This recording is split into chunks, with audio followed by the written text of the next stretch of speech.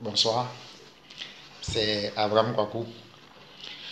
Quand j'ai décidé de faire cette série de vidéos, je n'avais pas pensé forcément un titre, mais il faut vraiment un indice pour qu'on puisse se suivre. Donc je voudrais bien dire l'intituler Les minutes des fils. Les minutes des fils parce qu'il est important pour moi que les enfants de Dieu connaissent leur identité, afin que, comme le dit notre frère et Seigneur, je vais le dire comme ça, vous connaîtrez la vérité vous affranchira. Voyez-vous, dans la Bible, il est très clair que le Seigneur nous parle de deux types de relations. Il y en a plusieurs, mais j'insiste sur ces deux-là. La relation de fils et la relation de serviteur avec son Père. Donc, il est évident lorsqu'on lit l'évangile de Luc qu'il y a des maîtres et des serviteurs. Quelque part, on lit qu'un maître a donné des talents à ses serviteurs.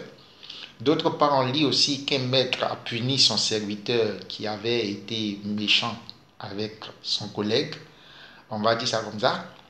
D'autre part, le Seigneur dit que lorsqu'un serviteur et son maître reviennent des champs, il ne dira pas à son serviteur de venir s'asseoir, prendre place et manger, mais il lui dira plutôt de faire son repas.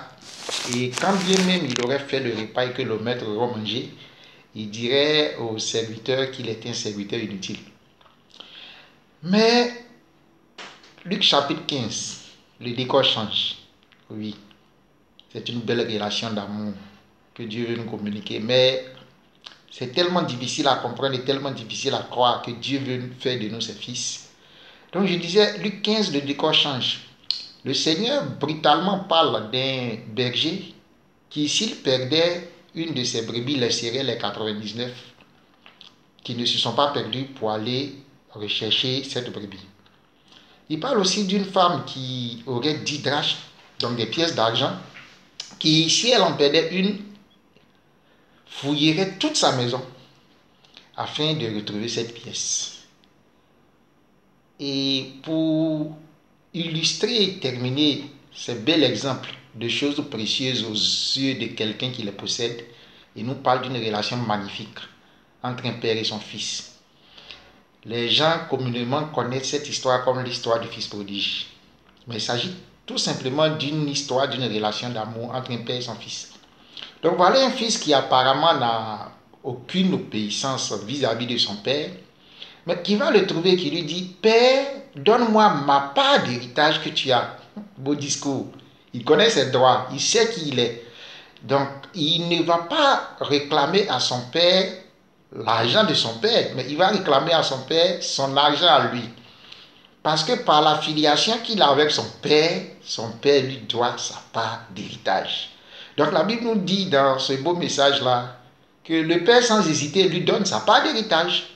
Donc voilà donc notre fils prodige qui part et qui dilapide tout le sou pour faire simple. Mais qui se rappelle qu'il a encore un père.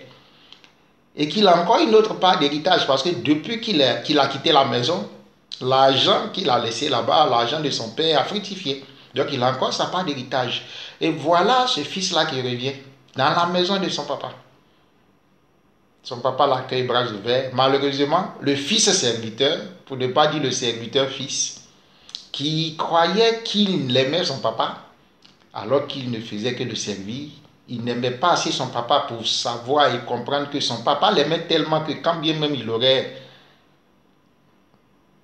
mangé, on le dirait comme ça, une des brebis, son père ne lui aurait rien fait parce que les brebis de son père qu'il élevait lui appartenaient. Donc ça passe par sa filiation, il avait des droits qu'il ignorait.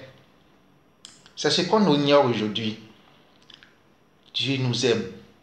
Il est notre papa. Qui entrerait dans la maison de son papa et s'il avait faim, demanderait à son papa avant d'ouvrir le frigo pour se servir. Mais le serviteur ne peut pas. Je dis toujours, le serviteur n'a aucun droit dans la maison, il n'a que des devoirs. Le fils a des droits.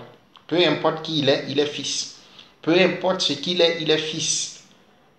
Il n'a pas besoin d'être un fils serviteur, il n'a pas besoin d'être un serviteur fils. Il a tout simplement besoin de savoir qu'il est fils et que son père l'aime.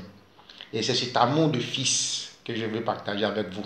Dieu vous aime en tant que fils. Dieu ne vous aime pas parce que vous êtes ce que vous voulez être, ou bien parce que vous voulez faire des choses, ou bien parce que vous faites des choses. Il vous aime. Vous êtes ses fils.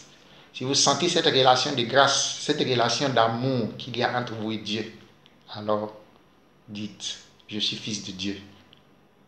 Dieu m'aime, pas parce que je l'aime, mais il l'aime parce que je suis son fils.